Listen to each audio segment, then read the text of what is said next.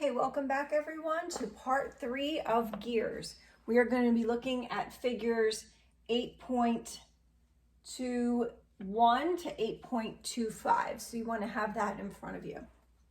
Okay, so we're going to start looking at base circles and pitch circles. We use the pitch circle in design rather than the base circle. Now remember, the base circle is how we were able to generate our involute tooth pattern. So it is important, but in design, we use the pitch circle. Take a look at figure 8.21, and in this figure, we see that each pitch circle passes through point P, and they are both tangent to each other. From figure 8.19, we're going to relate the base circle radius and the pitch circle radius. So take a look at figure 8.19, which you should have from your previous notes, and we see that the radius of the base circle equals the radius of the pitch circle times the cosine of alpha. Alpha is what we call the pressure angle. This is also another important term in gear design. And we're going to also define the pitch diameter, being the diameter of the pitch circle of a gear. So some new terminology here: pressure angle and pitch diameter, as well as pitch circle. And we define C, which if you remember is our center distance, as equal to D1 plus D2 divided by 2. Okay, so no real surprises there. D1 is the pitch diameter of gear 1, and D2 is the pitch diameter of gear 2. Now take a look at figure 8.22, and you see the same base circle, right, repeated twice on the left and on the right. And what we know then is that less teeth is going to result in more curvature on the tooth pattern. And the more teeth that you have for a given base circle, then the straighter the tooth pattern that results. Okay, let's take a look at figure 8.23. And here we see that the contact force from gear 2 is being transmitted onto gear 1 at an angle of alpha with the vertical. Okay, so that's why this is called the pressure angle. We are transmitting a force from one gear to another gear at this angle. And if we look at the two components of that force, we have Ft and Fn. Ft is normal to the line AC. So make sure you're looking at that figure. And it is transmitting torque between the gears. Fn, the normal component, is collinear with line AC. It's directed inward towards the center of the gear and does no work. Why does it do no work? Think about that for a second. Why would this normal component that's directed inward towards the center of the gear be doing no work? Well, hopefully you're remembering that if it is collinear with that line, there is no perpendicular distance between those two. So it's lying along that line of action, and it does not have a moment arm. So no torque is being, or moment is being generated. But it does put a load on the bearing of the gear shaft. Okay, so it is having some effect on our design here. So we have that Ft, the tangential component, equals F, the magnitude, times the cosine of gamma.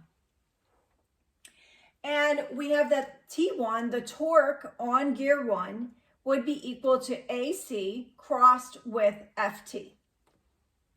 So we have T1, remember from our previous equation 8.5, AD equals AC times the cosine of gamma. So we can substitute in here for AC equals AD over cosine of gamma. So we're going to put that in as a substitution for AC and cross it with Ft. So we get AT over the cosine of gamma crossed with Ft, which is magnitude of F times the cosine of gamma. These two terms are going to cancel out, and we get that T1, the torque on gear 1, equals AD crossed with F. where AD, if you look at that figure, it is the base circle radius for that gear. So hang on here for a second. Let's go over here and remember how we related the base circle radius and the pitch circle radius. So from our previous board that I had up here, we had that RB, the base circle radius, equals RP, the pitch circle radius, times the cosine of alpha. So if AD is our base circle radius, that equals D1 over D2, our pitch circle diameter divided by 2, times the cosine of alpha. So let's take that now and plug it in here, and we get D1 over 2 times F cosine alpha is equal to our torque on gear 1. Looking at figure 8.24, we see that T1 equals D1 over 2 times F cosine alpha. Okay, so this is our equation that we just had. We can see that W, the component of F that is creating torque, equals F times the cosine of alpha. So we have T1 equals D1 over D2 times W. Whereas N, the component of F that is orthogonal to W, equals F times the sine of alpha. Or we can say that N equals W over cosine alpha from this equation here, plugging in, times the sine of alpha, or equals W times the tangent of alpha.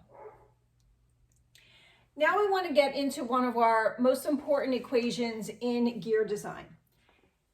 In figure 8.25, it shows equal and opposite forces and torques. So we see that T1, the torque on gear 1, equals D1 times W over 2, and T2 equals D2 times W over 2.